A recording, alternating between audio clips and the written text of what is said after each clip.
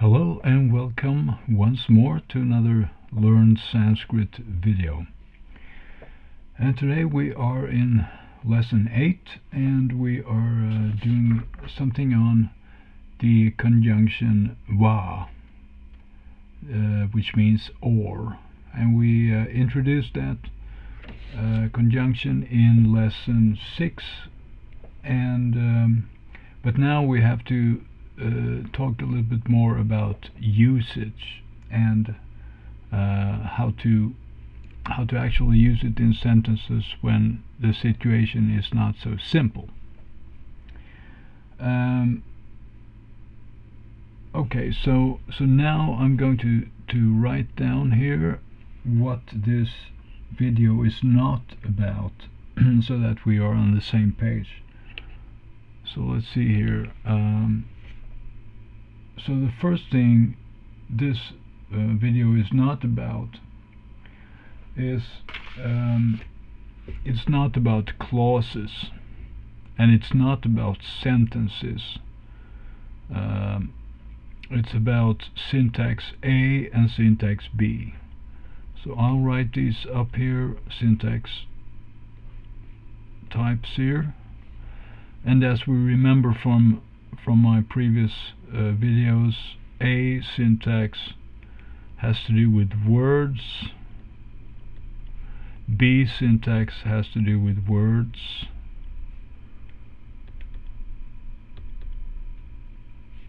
and C syntax has to do with clauses,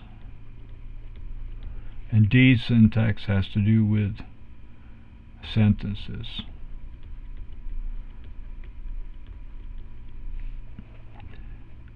So what this video is all about, and the same syntax sort of classification is also for cha and.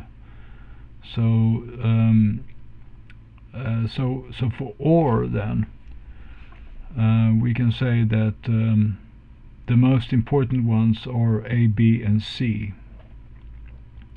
It is usually discouraging, or it is discouraged by certain authors to use or as a sentence connector. So we're not going to do that in this course. But clauses we already have been covering, so that's not a new one, and that is not also the realm of this video. So what we're dealing with is words only in this video. And if we remember, then A syntax is use one wa, and the other one is use one. I can't even spell. One wa per word connected, or something like that. So if I want to connect Rama and Govinda and Dasharatha, then I need 3 va after each of the names. Okay, so here's but this is just the classification. It's a good reminder. But now in this video we're not actually going to talk about whether or not we're going to use syntax A or syntax B. But the realm in which we are working in this video is about words. It's about connecting words with va. So this is the potential realm, I should say, because it's even more classified than that, or even more delimited. Because words are of different types. We can have verbs, for instance, and then we can have nouns, and we can connect these with va either. So we can have make a sentence just like gacchati, vadati, va, and that's it. So he goes, and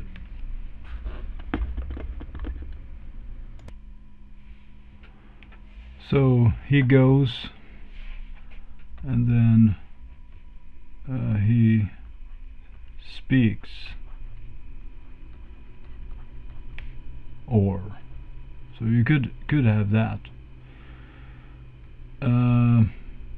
but this is not the situation either that we were going to talk about today, because the topic is about using va with noun subjects, and when we are adding, or when we are lining up verbs only, then that is not there is no subject here, and even if there were one, that would be no problem.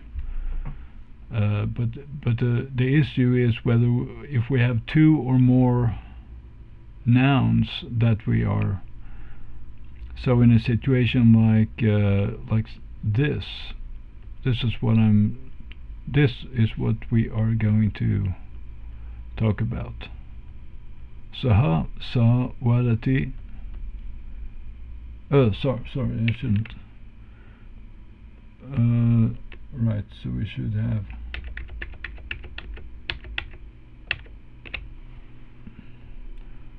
saha, sa, va, well, vadati. Okay. And this is what we have been talking about before, that if we have we have just a singular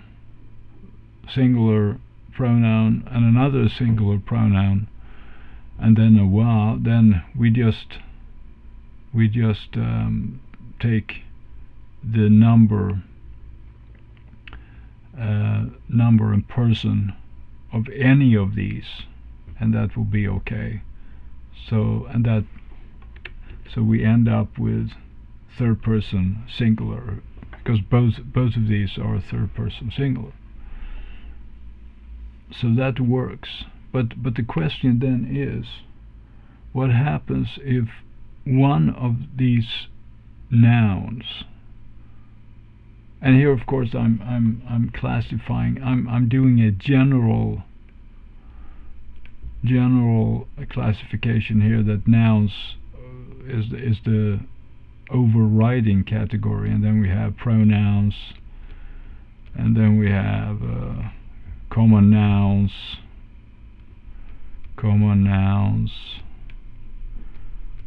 and then we have proper nouns, etc. So when I'm talking about nouns, this could be it's the same. Or the boy, vadatah. Maybe which one did we have? Gajah, I think we already encountered. So vadatah, gajah, wow, maybe they are running, right? Oh, okay, not in English, but only one of them, davati, only one of them runs, because it's or. So the boy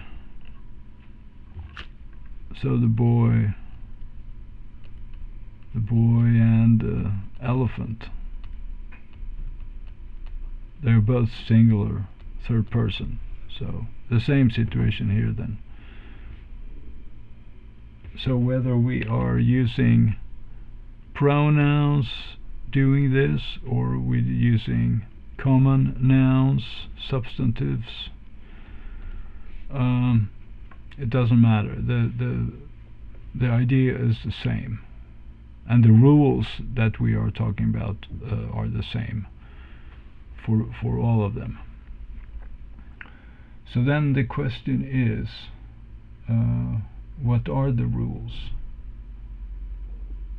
And the first rule we just said, we have talked about that. If they are the same, if both are a singular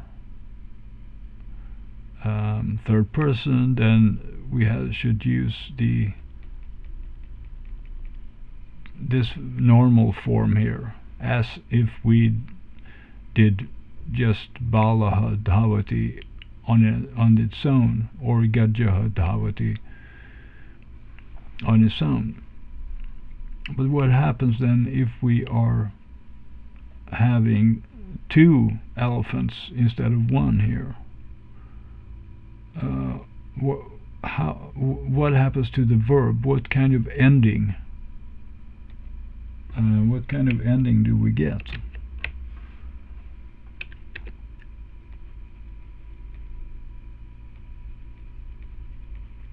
And here in my SWO inspired translation here, I put in the implicit pronoun here, or implicit subject I should say, because in either case, so balaha and gajaha both are masculine gender here, and I can do it in this time, but up here in saha, sa, wa, vadati, I cannot describe them that way. I can only say, oh, maybe I can just do it again here. Saha, sa, wa, vadati. So I can say he is the pronoun there, and she is there, and then or is there, and then speaks is here. But who is speaking? Well, he speaks maybe, or she speaks maybe. So that's the problem then with what kind of implicit subject should I have here? And the answer to this question is that we have to fall back to the more general description of what a third person singular verb has, what the kind of implicit subject it has, and that subject is one. It's not a big deal, but I mean, so we can think of, we can ask ourselves, or we can tell ourselves here that this stands for either someone, or it just, we can use even better, one of them speaks. We can think like that, but this is shorter. One speaks. And who is that one? Well, it could be either he or she. So this is the terminology I'm using on my SWO lines, the English to Sanskrit word order, when I'm doing my translations. Alright, so then let's go back to the rules. So we have to switch the page, and let's do the rule then. The rule is as follows. The rule is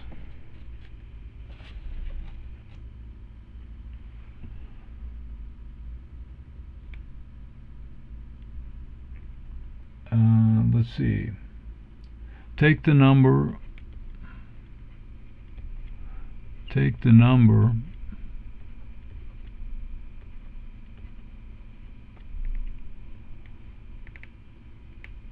and person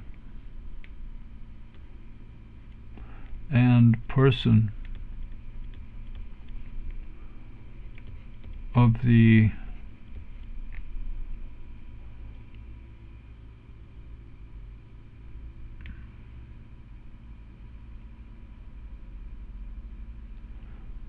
noun when nouns differ. Take the number and person of the noun closest to the verb.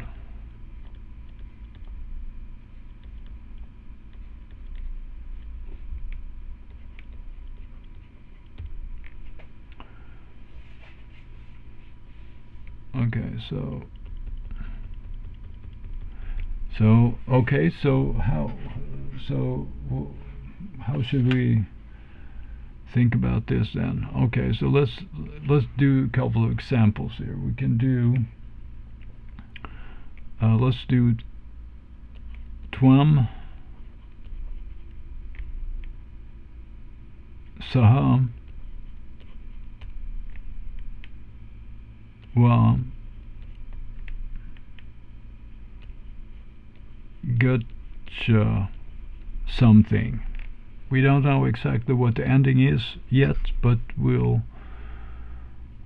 have to identify it. Okay, so so here we have a pronoun twam, you, singular,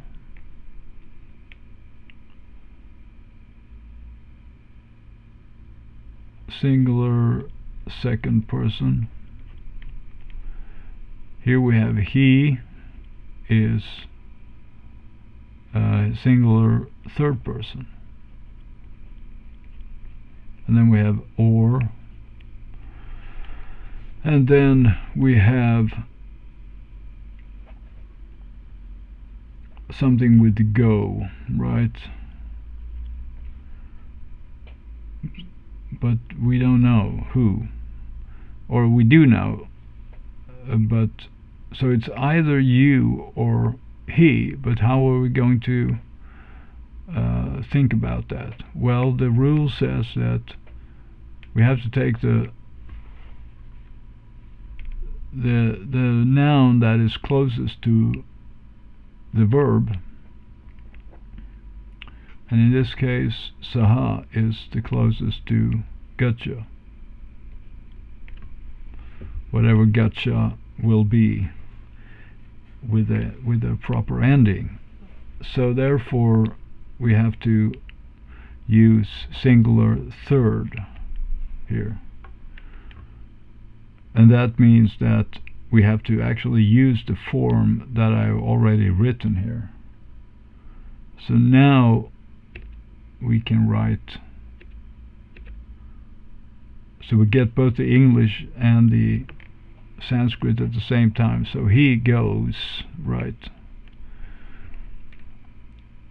because we are using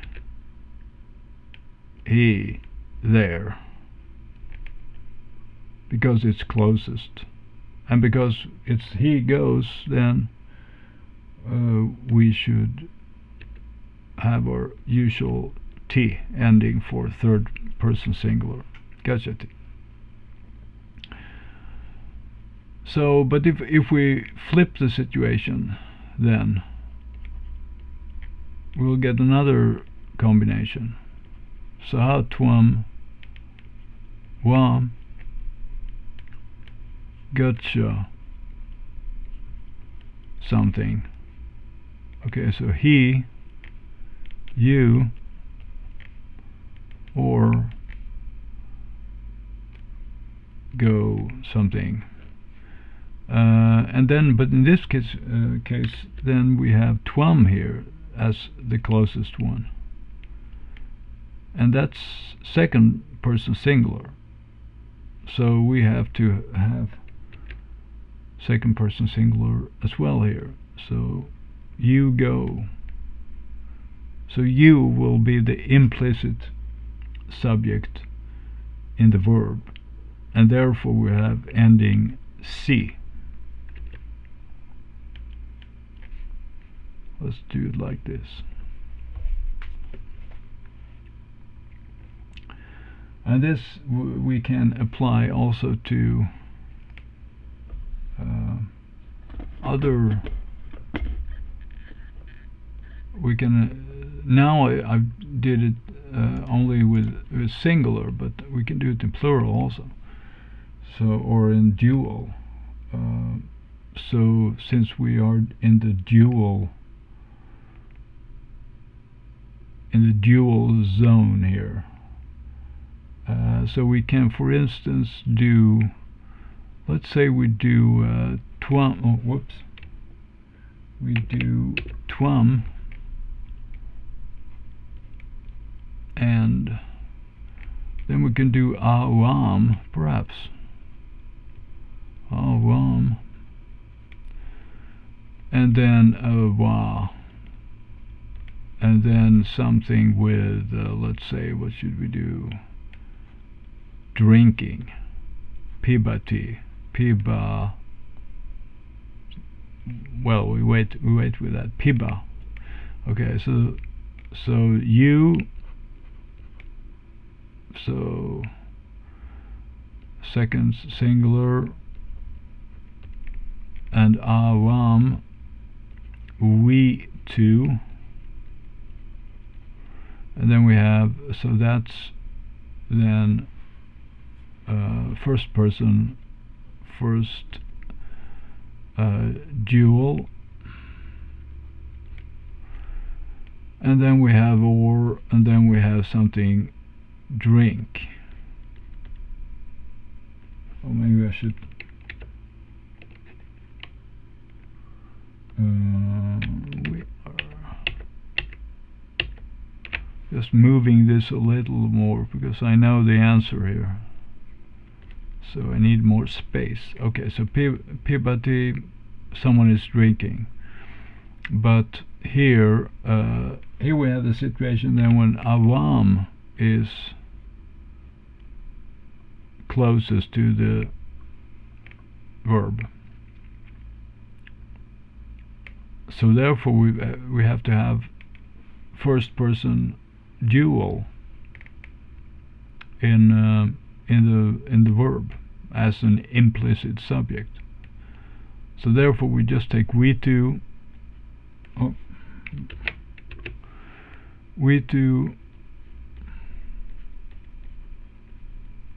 drink, and that will be piba waha.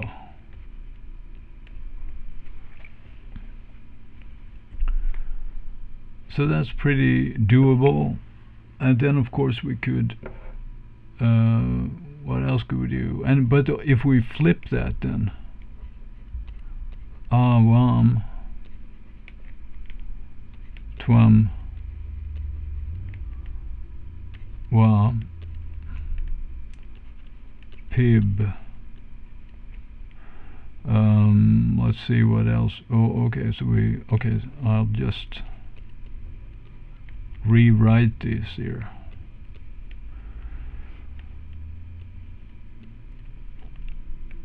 And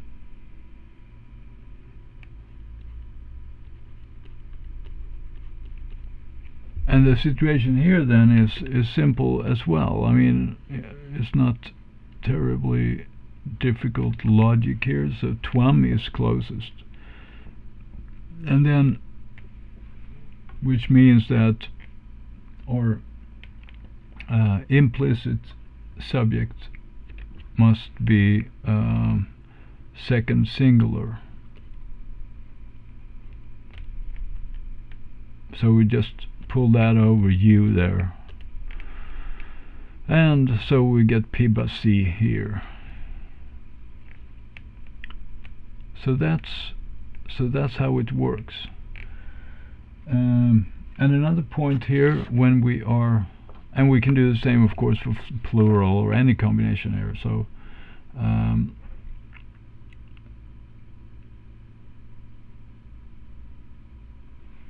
the interesting point is that this is a different approach than when we are doing the conjugation or the conjunction cha, because in cha we don't have this kind of reasoning. There may be some exception to the rules, but in general this is not what we do with cha. For in cha there is a trumping going on.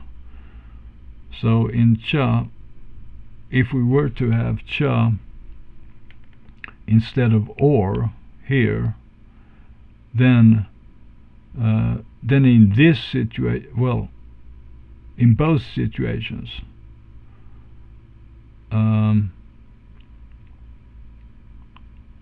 aham would be resulting in an implicit subject of we too, because first person always trumps or overrides second person when we have a cha, but for va we don't use that algorithm or that kind of reasoning. In va everything is depending on the closest subject to the verb in terms of word order. It doesn't have to do anything with whether or not which person it is, if it's a first person or a second person or a third person. We don't have to look at that and compare the two subjects and evaluate like that. We just have to look at their position in the sentence. Alright, so that's this point, and so the main point I want to go back to that then is this general rule then, because we said that when nouns differ in terms of number and person, we should take the noun closest to the verb. But an even more general rule is that I think that this applies then. This includes the first rule we had that we covered, like on the first page. On the first page. Here, then, that if we just have singular, if both saha and sa, over here to the right, saha and sa, if both are the same, then we do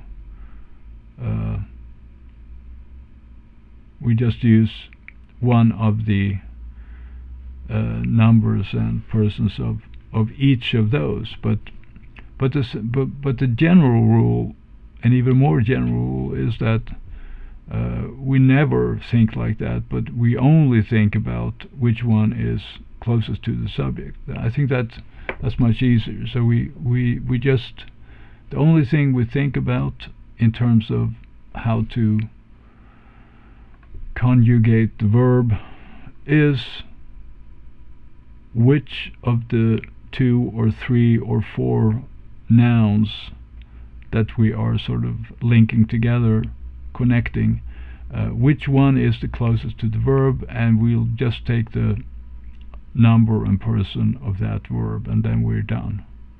So we don't have to compare all the other nouns with the last noun, so to speak. So I think that's pretty simple then. So we always just look at saha here in this case, for instance. We don't try to analyze what saha is. Well, we have to of course know that it is a word which is grouped, that it is a noun, but we don't have to sort of compare it with sa. We just have to, okay, sa is the last of the words because it is the closest to va, also to the last va at least, because we could have a situation where we have saha if we do syntax B, saha wa sa wa, and in that case, of course, so we have to look at the last wa, and that word, if the Sanskrit word order is correct in the sentence that we are analyzing, we are assuming that the verb comes here to the right. But sometimes in the scriptures or in the texts, you'll see sometimes that pronouns are placed at the very last in the sentence after the verb. So in such cases, there may be some special consideration, but otherwise, I think this is a good rule then. So the noun which is closest to wa is, and the closest to the verb is the subject, which number and person we want to beautify the verb with. Okay, I think that's enough for now, and I thank you for watching this video, and I'm hoping that you will have a really great day ahead of you. And until next time, thank you very much, and bye bye.